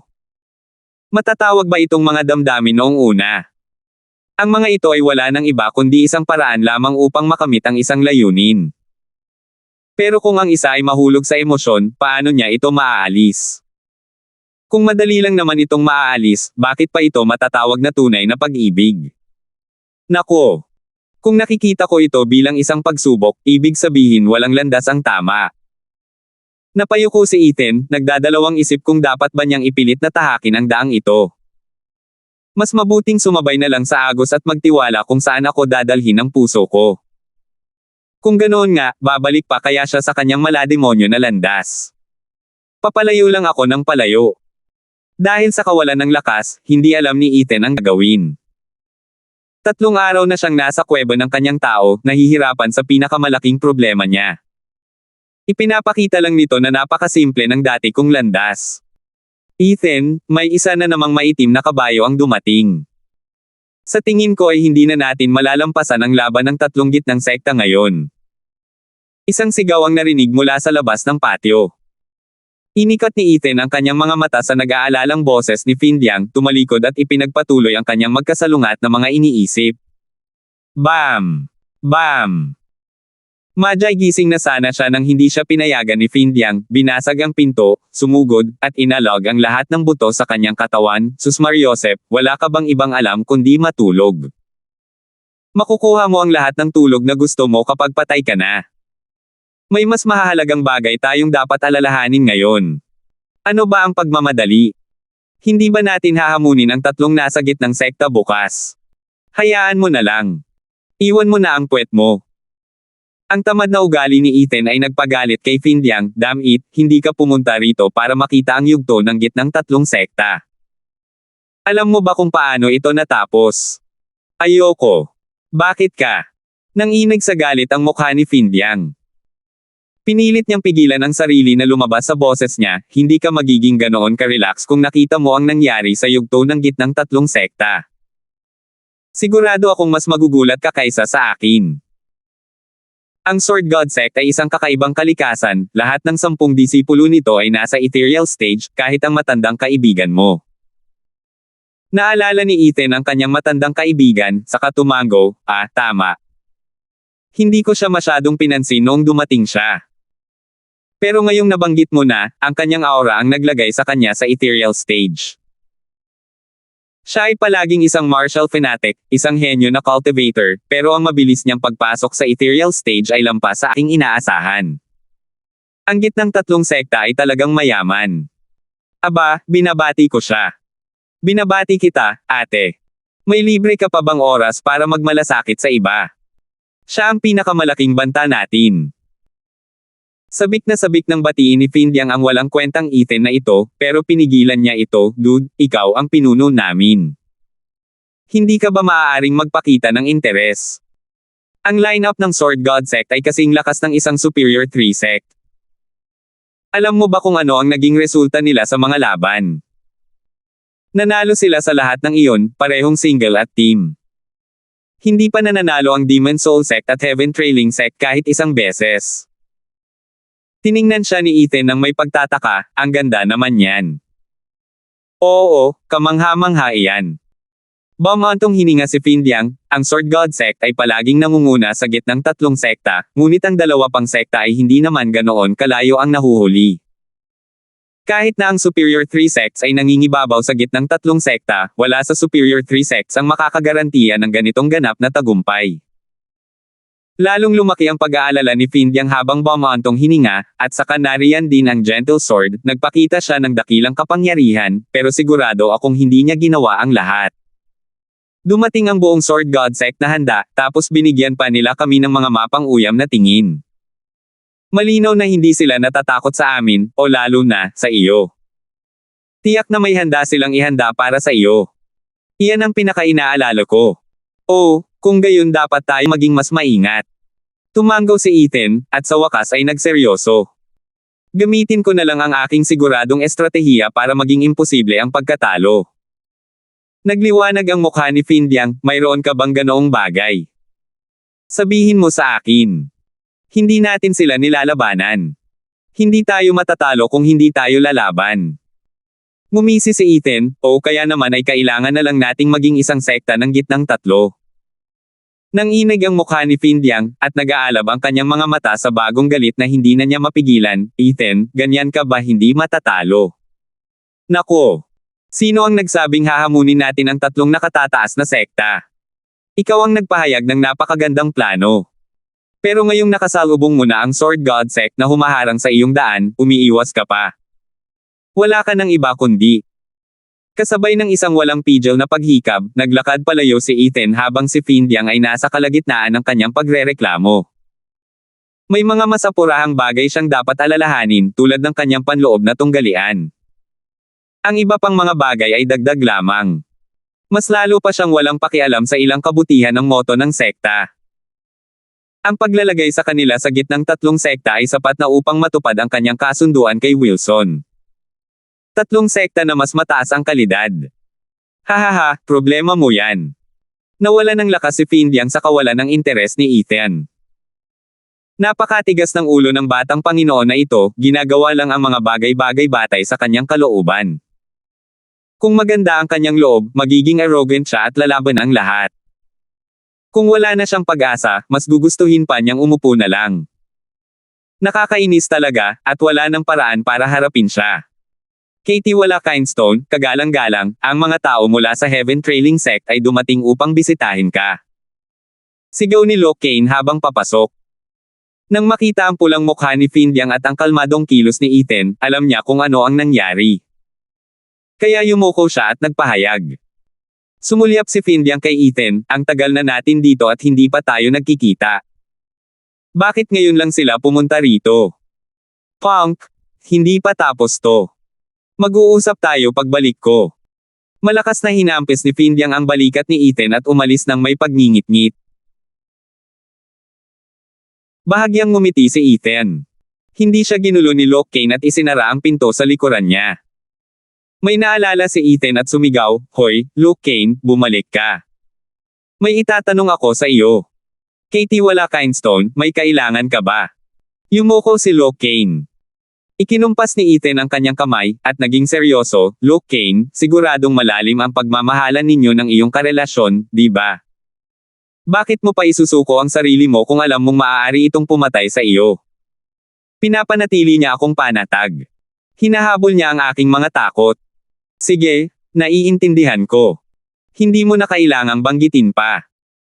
Malungkot na tumingin si Luke Kane sa langit, ngunit agad siyang pinutol ni Ethan nang magsimula siyang magsalita. Gusto ko lang magtanong. Alam mo bang ang demonic cultivation ay walang emosyon, kaya bakit mo ginagawa ito para? Tinitigan siya ni Luke Kane ng matagal, saka bumantong hininga. Stuart Kinestone, alam kong may patakaran ng sekta na huwag makipagkapwa-tao. Pero ang pag-ibig ay parang agos ng tubig na tumatago sa anumang madaanan nito. Naranasan ko na ito at mas naiintindihan ko ito kaysa sa karamihan. Pareho itong matamis at mapait na bahagi, kasama ang lahat ng nasa pagitan. Ang masasabi ko lang ay wala akong pinagsisisihan. Kahit na noong pinilit akong maging isang manggagawa. Mali ang pagkakaintindi mo sa akin. Hindi ito tungkol sa mga patakaran ng sekta. Ang tinutukoy ko ay ang landas ng demonyo. Ngayong alam mo na ang pag-ibig, mahirap nang umunlad. Bakit ka sumisid ng walang pag-aalinlangan? Nagmukhang kakaiba si Luke Kane. Stuart Kinestone, maaaring isa akong disipulo sa landas ng demonyo, pero kahit kailan ay hindi ko pa ito naisip. Sinundan ko lang ang ginagawa ng iba at hindi ko nilabag ang mga patakaran ng sekta. Iyon lang. Nang makalapit ako sa kanya, wala akong iniisip, baka malantad lang kami at magdusa dahil dito. Sandali na tumigil si Ethan at tumango. Ang isang ordinaryong cultivator tulad ni Luke Kane ay nasa simula pa lamang ng landas ng demonyo at malamang ay hindi kailanman tatahakin ito upang makarating sa Dao. Kaya hindi niya masyadong pinag-isipan ang mga bagay-bagay. Umiling si Ethan, pakiramdam niya ay tanga siya. Ano ba ang iniisip ko at tinanong ko siya? Hindi niya alam ang pagkakaiba ng landas at demonyo. Ang ginagawa niya ay sumunod sa kawan. Dahil dito, hinangaan siya ni Ethan. Sa harap ng mga simpleng pagpili, hindi pinagsisihan ng isang tao. Maaari ka nang umalis. Kailangan ko ng katahimikan, pagtataboy ni Ethan sa kanya. Tumango at yumuko si Luke Kane bago umalis. Ngunit nang nasa pintuan na siya, sinabi niya, Stuart Kinestone, hindi ko alam kung karapatan kong sabihin ito. Ang aking pananaw sa landas ng demonyo ay mas mababaw kaysa sa iyo at kay Elder Yuan, ngunit may isang bagay akong tiyak. Pinili ko ang landas ng demonyo kaysa sa matuwid dahil sa kanilang maraming paghihigpit. Bagamat hindi ko alam kung ano ang nasa isip mo, pakiramdam ko ay nililimitahan ka rin ng iyong sarili. Bakit mo kailangang gawin iyon? Naranasan ko na ito, at pagdating sa emosyon o pag-ibig, hindi ako mag-aatubiling. Bakit bigla kang parang ang talino mo? Nanginginig si Ethan, at isang pag-iisip ang pumasok sa isip niya habang nakatitig ito sa kanya. Napakamot ng ulo si Luke Kane, hindi ako kailanman magiging mas matalino kaysa kay Stuart Kinestone, sa pagkakaalam ko. Ang masasabi ko lang ay alam ko ang tungkol sa mga damdamin, hahaha. 655.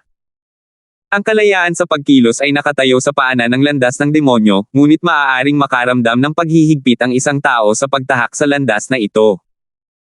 Napakalaking contradiction. Napasinghap si Ethan, at bumalik sa dati ng problemang gumugulo sa kanyang isipan. Damit yang si Owen. Ang lakas ng loob niya na minamaliit ako, parang wala siyang kwenta na kausapin ako. Kalokohan to. Nang sa wakas ay nag-iisa na si Ethan sa kanyang iniisip, isang malakas na boses ang narinig na nagrereklamo. Sumunod ang isang kalabog, at muling bumukas ng malakas ang pinto. Pumasok si Finliang sa loob at nakita si Ethan. Ikaw, ang Heaven Trailing Sect, hinahanap ka. Puntahan mo sila. Ako. Para saan? Tinaasan ni Ethan ang isang kilay, isa kang dakilang kagalang-galang, hindi ba? Hindi ka sapat. Siyempre naman, pero may butas ang mga mata ng mga anak ng mga asong babae. Bulong ni Finliang, pagkatapos ay bumantong hininga, pero gusto ka nilang makilala, kaya kailangan mong pumunta. Sila ang pinuno ng 3 sekta ng mga tagapag-alaga ng Titans. Kailangan nating ipakita ang ating paggalang. Umikot ang mga mata ni Ethan at umalis. Pinangunahan ni Finliang ang daan patungo sa harap ng patio. Apat ang nakatayo sa loob, tumitingin sa paligid habang sinasamahan sila ni Hardy at ng iba pa. Maliit lang talaga ang lugar ninyo, pero ano pa nga ba ang aasahan ninyo mula sa isang sekta na nasa ilalim ng tatlong pangkat? Hahaha, isang batang Panginoon na nakasuot ng malasutlang damit ang nagpaypay sa sarili habang tumatawa. Tumawa rin ang dalawang kabataang nakaberde sa paligid niya habang nakatingin kay Hardy nang may pangungutya. Walang sinabi ang matanda na may uban. Nagalit si Hardy, ngunit pinigilan siya at ang iba pang mga disipulo ng dalawang demonyong naiwan dito sa pagsigaw. Nakita ito ni Ethan at tinanong si Finliang, nandito ba ang Heaven Trailing Sect para maghanap ng gulo? Ang tono nila. Hindi ako sigurado. Gayunpaman, walang naging issue sa pagitan ng ating mga sekta. Pumunta ka lang doon, at malalaman mo. Inikat ni Finliang ang kanyang mga mata. Lumapit ang dalawa. Yumuko si Hardy sa harap ni Stuart Kinestone at tumabi. Agad na tumingin sa kanya ang apat. Isinara ng batang Panginoon ang kanyang pamaypay at tumahol, kaya ikaw ang maitim na kabayo ng tatlong mababang sekta. Nakita kita noong nakipaglaban ang sekta mo sa Mystical Heaven Sect. Pero bakit hindi ka sumali? Hindi ako sigurado kung gaano ka katatag, pero alam mo kung paano maging mayabang. Alam mong mayabang ako, pero ganyan ang ugali mo. Sawang-sawa ka na bang bugbugin? Umikot ang mga mata ni Ethan, dalawa na tayo. Bakit kayo nandito? At para sa akin lalo na. Hahaha, nabalitaan naming laganap ka na at mahal ka raw ng sekta. Malamang na nagpalabis ang mga kagalang-galang, kaya pumunta kami para malaman ang katotohanan. Nagpakita ang batang Panginoon ng isang masamang ngiti na puno ng paghamak. Kumunat ang noo ni Ethan. Ngayon ay naintindihan na niya ang buod ng kanilang hinahanap. Pumunta sila para mag-away. Isang maliit na sekta sa gitnang tatlo ang gustong mag-aksaya ng oras ko. Ha! Natakot ang batang Panginoon sa pananahimik ni Ethan at lalong lumakas ang loob. Hahaha, huwag ka nang masyadong kabahan. Mabuti ang intensyon ko. Sa palagay ko ay nakita mo rin ang entablado ng gitnang tatlong sekta ngayon at dapat alam mo na ang gagawin. Pumunta lang ako rito na iniisip kong kampante ka lang at naisip kong ipaalala sa iyo kung ano ang nangyayari. Alam ng mga disipulo ng Demon Scheming Sect kung saan ito pupuntahan, at nalungkot sila. Tanging si Ethan lang ang nagkunwaring tanga na may parehong nagtatakang tingin. Kumusta naman ang resulta sa stage ngayon? Pakisabi naman sa akin, nakangiting sabi ni Ethan. Kumunat ang noo ng batang Panginoon at dumilim. Sumimangot siya, pinagtatawanan mo ba kami kung alam mo na? Hi! Maaaring hindi maganda ang naging resulta natin ngayon sa Double Dragon Gatherings, kaya napunta tayo sa huli sa yugto ng gitnang tatlong sekta, pero wala talagang maihahambing sa isang maliit at walang kwentang lower 3 sect. Ah, ikaw pala ang pinakabata. Natatakot kang baka masuwayin ka pa, kaya ka nagmakaawa, di ba? Natatawang sabi ni Ethan, hahaha, napakabait na aso mo, iwinawagayway mo ang buntot mo sa amo. Pero kulang ka sa tamang ugali kapag nagmamakaawa. Hindi ka makakakuha ng atensyon kung patuloy kang tahol at angal. Bastos. Dalawang sigaw ang sabay na narinig, isa mula sa batang Panginoon at ang isa naman ay mula sa matanda. Hu! Dumating ang pressure kay Ethan. Galit na galit ang matanda at pinaputokan ang ulo nito gamit ang palad. Napakurap-kurap lang si Ethan, nakatayo sa kanyang kinatatayuan na parang estatwa at hinihintay ang pagkamatay ng walang ingat na matandang hanggal na ito. Humph, nagdiedad ka na kung akala mo matatalo mo ako sa ikalimang layer ng ethereal stage. Bam! Bam! Hindi naabot ni Ethan ang atake ng matanda dahil hinarang ni Finliang ang palad nito. Pareho silang napaatras ng 5 hakbang bago huminto.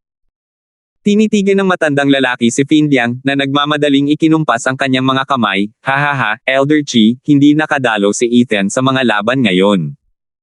Hindi niya alam ang sitwasyon ng sekta ninyo. Hindi niya sinasadyang sakta ng inyong dakila sekta gamit ang kanyang kamangmangan. Patawarin mo sana siya. Ignorante. Kung gayon ano ang ibig niyang sabihin sa kanyang mga huling salita? Anong aso? Ungol ni Elder Chi. Ah! Dahil sa pagkalito, humajejek si Finliang. Pareho lang ang tiyaga ni Ethan nang sabihin niya, kung gayon, bakit ka nandito? Nandito kami para balaan ka na alamin ang iyong lugar at huwag sumali sa hamon. Tumabi ka lang at manood bago mo ipahiya ang iyong sarili. Kinukutya ng batang Panginoon si Ethan. Ngumisi si Ethan, hindi ba't ganoon din naman? Bakit ka pa pupunta rito para magmura kung hindi ka naman natatakot sa amin? Ibig sabihin lang niyan ay natatakot ka. Kung ganoon nga, subukan mong umarte kahit papaano. Tigilan mo na ang pagiging matapang. Hindi ako naniniwala. Bakit ka? Nag-aalab sa galit ang batang Panginoon at nagbigay ng senadorya sa kanyang dalawang berdeng kaibigan. Tumango ang dalawa at hinanap sina Chanlong, Lianbai, at Woody, ang pinakamalakas na mga disipulo. Nagbabantay ang tatlo, alam nilang hindi sila maaaring maging pabaya laban sa dalawang ito, na may parehong cultivation tulad nila, ang third layer ethereal stage. Ngunit pagkatapos ay nawala ang dalawa at lumitaw sa kanilang likuran na may ataking palad. Putok. Tatlong pagsabog ang tumunog, at si Chanlong, kasama ang dalawa pa, ay napalipad, nagdurugo mula sa kanilang mga bibig. Para naman sa dalawang nakaberde, bumalik na sila sa kanilang mga pwesto. Nanigas sa puso ni Ethan, pinagsama-samang pag-atake na naman. Humph, maging babala ito sa iyo. Kung maglalakas loob kang makipagkita sa amin sa entablado, wala akong pakialam kung sekta tayo mula sa iisang imperyo. Papatayin ka namin. Iwinasiwas ng binata ang kanyang kamay, at umalis siya kasama ang kanyang mga kaibigang nakaberde at nakatatanda.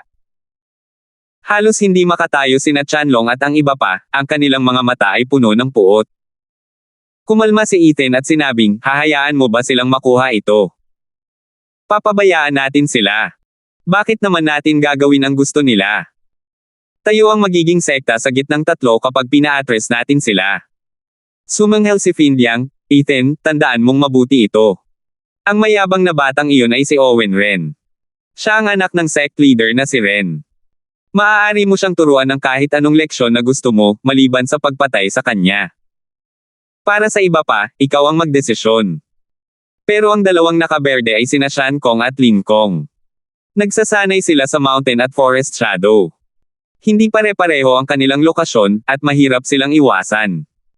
Muntik na silang manalo ng 2 beses mula sa Sword God Sect sa mga laban ngayon. Pero nakalaban nila si Gentle Sword Weltan. Kung hindi, sa score pa lang, matatalo na nila ang Demon Soul Sect at nasa pangalawang pwesto na sila dahil 1 puntos lang ang lamang ng Demon Soul Sect sa kanila. Salamat, Demon Soul Sect, sa pagdala sa kanya sa akin. Tingnan mo kung paano ko sila palalayasin sa gitnang 3 sekta. Natatawang sabi ni Ethan at humarap sa iba, bukas, lalaban tayo ng magkasama. Umungol. Naghiyawan ang iba. Pagkatapos ng isang round ng pakikipaglaban, bumalik na sa aksyon si Stuart Kindstone. Hambog na batang lalaki ng Heaven Trailing Sect, bilang na ang mga araw mo. Samantala, si Owen at ang tatlo pa ay mukhang mayabang sa kanilang tagumpay. Elder Chi, hindi naman ganoon kagaling ang bata. Umatake ka na, pero nakatayo lang siya na parang tanga. Inatake ni na Shan Kong at Lin Kong ang mga disipulong iyon, at hindi pa rin siya nakatulong. Walang batayan ang aming mga pangamba, hahaha. Pumunta ang 4 sa Demon Scheming Sect upang bigyan sila ng babala at subukan ang sitwasyon. Hindi nila nakitang lumaban si Ethan kaya pumunta sila upang siyasatin ito. Nakakalungkot na ang kanilang pagsubok ay hindi lamang nauwi sa kawalan ng resulta, kundi nagawa pa nilang hilahin ang kadena ng kalaban para mas lalong silang kagatin pabalik. Nabigo sila dahil sa kanilang kahangalan. Ngunit ang pinakamalaking kabalintunaan ay hindi nila ito namamalayan. 656. Pero sabi nila, nilipol daw ni Ethan ang mga disipulo ng Beast Taming Sect gamit ang isang kamao. Kahit ang nakatatanda. Hindi pwedeng hindi man lang siya nakareact sa atake ko gamit ang palad. Nagduda si Elder Chi.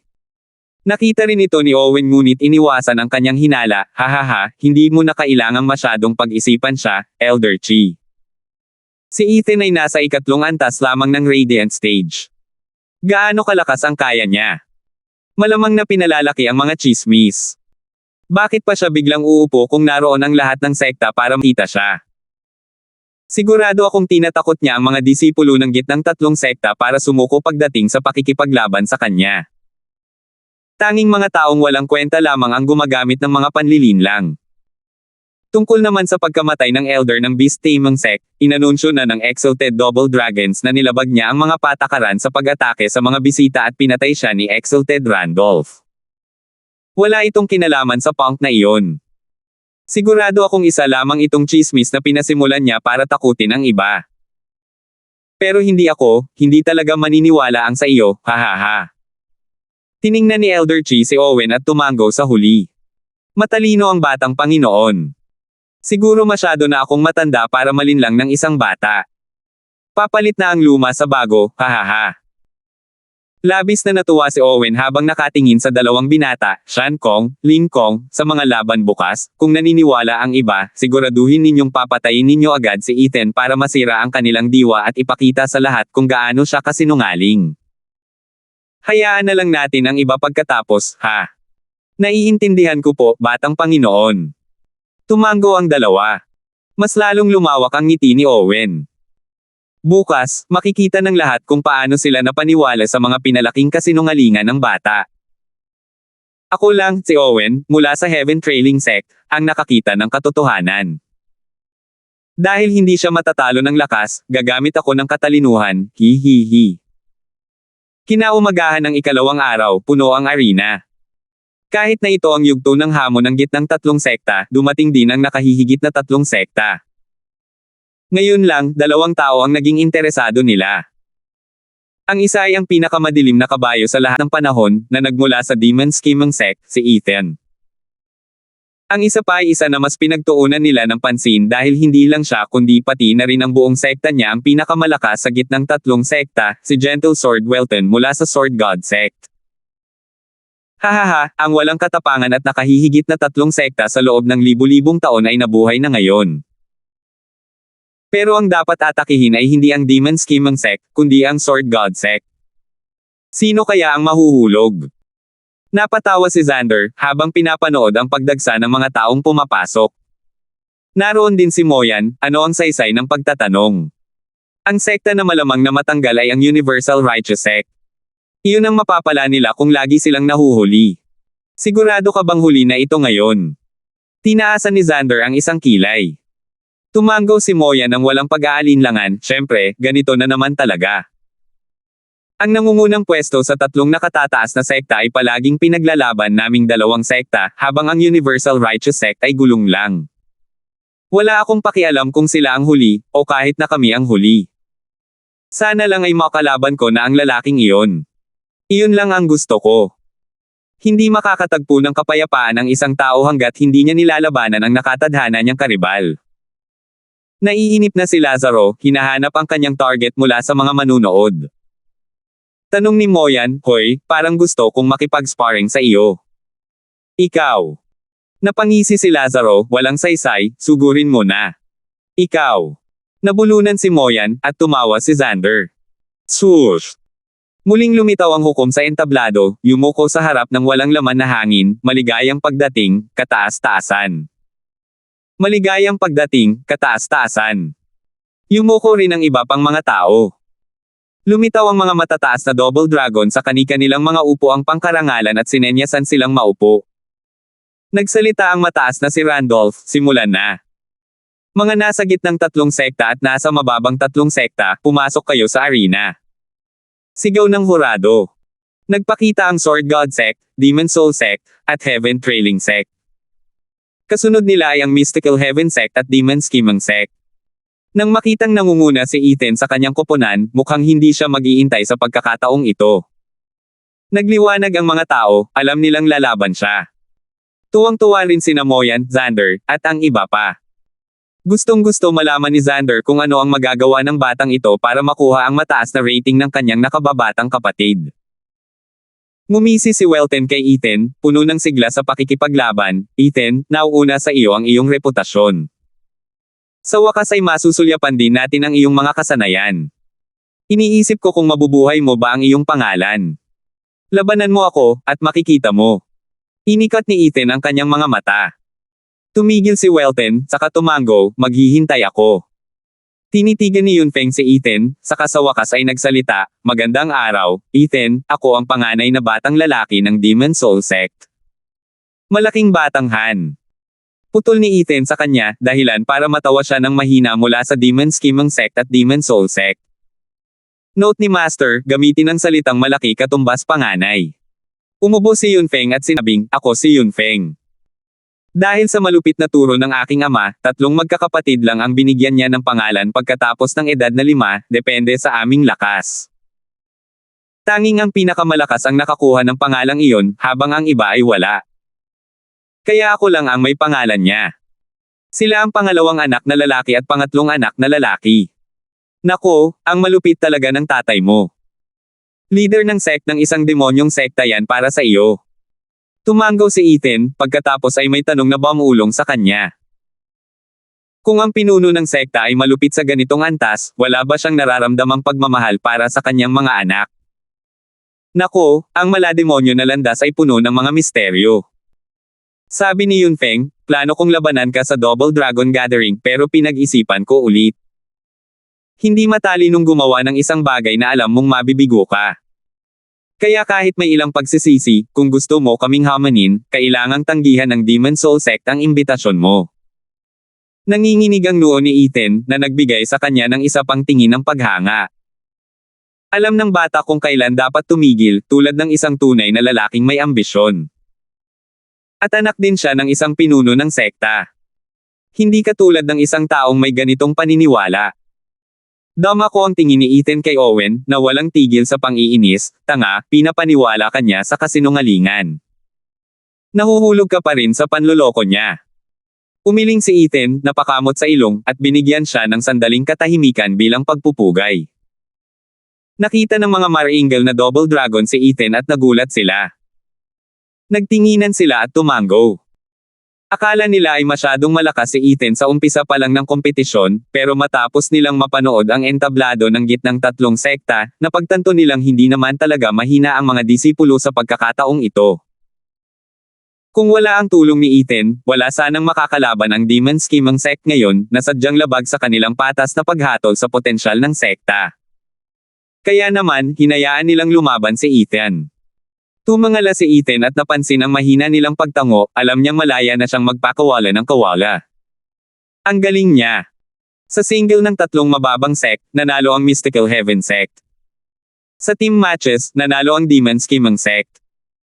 Ayon sa mga patakaran ng Double Dragon Gathering, ang Mystical Heaven Sect ay maaaring magkusa na hamanin ang ibang sect sa mga single match lamang habang ang Demon Scheming Sect ay maaari lamang hamanin ang ibang sect sa mga team battle.